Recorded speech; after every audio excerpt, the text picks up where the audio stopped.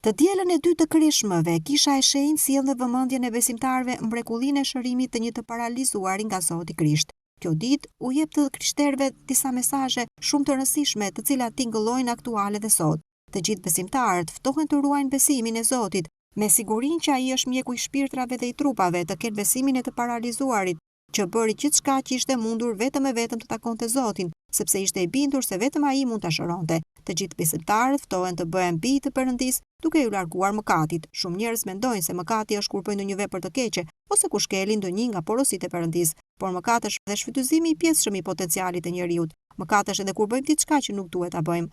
Lutjet e kishës sot e gjithmonë janë për të gjithë popullin që Perëndia të ruajë të na mbrojë nga çdo e keqe dhe sëmundje.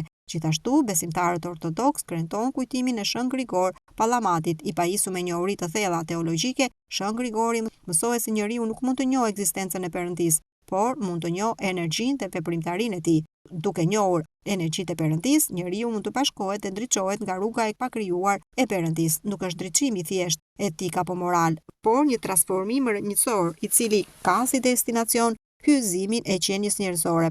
Për këtë arsye, kisha e kujton këtë personalitet të lartë të spiritualitetit ortodoks të dielën e dytë të Kreshmëve, meqense Kreshma është një periudhë për kushtimin në lutje dhe në përpjekjen e besimtarëve për rrugën e hyjëzimit dhe besimin e Shën Grigorit, që përbëjnë një udhëzues shumë të rëndësishëm të çdo besimtari.